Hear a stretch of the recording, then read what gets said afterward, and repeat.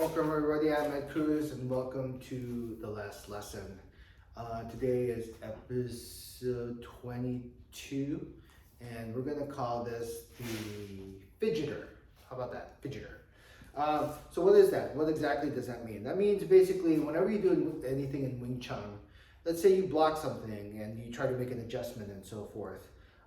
If the force comes in and you do end up doing pak sao, and then you block it, and by the time the force comes in, you end up fidgeting again to try to make sure you deal with it.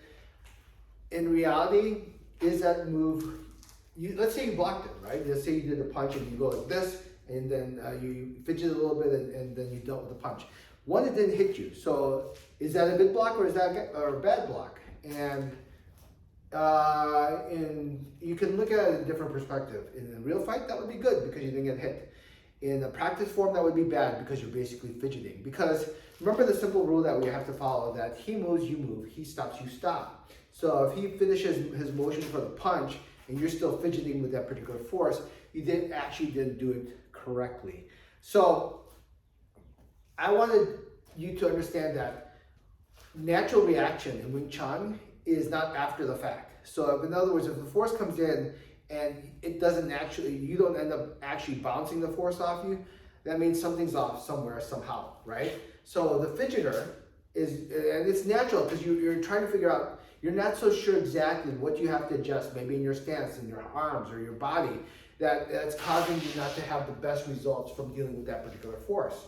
So I'm here to simplify it for you, that like how we look at all things, if you deal with the source of what helps control things, overall, that's a lot easier to deal with than to, okay, what do I fix here, here, here, and here? It's just too much work.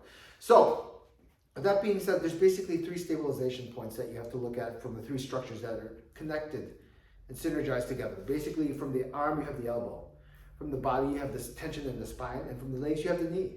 So in the long and bigger perspective, and if you want to just like, okay, now I have to listen to this whole video, elbow, tension in the spine, and basically the knee. If you can control that, if you can deal with that, and you let it do what it's supposed to do, then when the force comes in, what happens? You don't feel yourself tucking in, right? Or adjusting, or shifting your weight back and forth, or moving your arm in and out, right? If the force comes in, what happens? Elbow will stabilize. That's what it's supposed to do. If you can actually let the elbow stabilize and control the structure overall of the hand, yes, it's true. The wrist has to do something. You can't be tight. The shoulder can't be raised and stuff like that. Yes, I understand there's all those little components that can make it bright. But we're talking about the bigger picture, the bigger perspective of things. If the elbow can do its job and help stabilize the force, that's a greater percentage chance of success than all the other things that you try to figure out a movement here and there. So right here, elbow stabilization will help control the arm in general.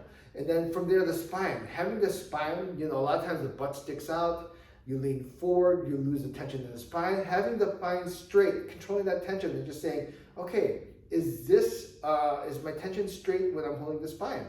That's a good thing, okay? So if you can be aware of that, okay, I'm not too tight, no. Okay, right here, I feel the tension in the spine.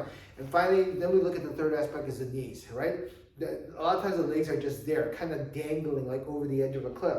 But actually the knees, from the ground up support, the knees help to stabilize so it can connect itself with the body triangle. So from here we have the knees, tension in the spine going vertical, and the knees here. And if you just focus on that, while not entirely everything that you have to do, but if you can focus on that, for the most part, that will help you oversee all the other little fidgeting things that you have to do when you're dealing with the force, right? So more often than not, you're trying to do this, you're trying to adjust the stance, you're trying to say, no.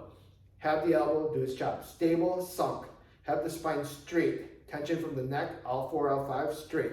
Have the knees, just awareness of the knees. You don't have to pinch the knees in, sink the knees down, or tense. You just have to feel the knees do its job and just stabilize, just like how the elbow is, and then you'll realize, right? More often than not, you can get a better reaction from your own body and not a reaction after the fact, okay? So if you're a fidgeter, try to focus on those particular things.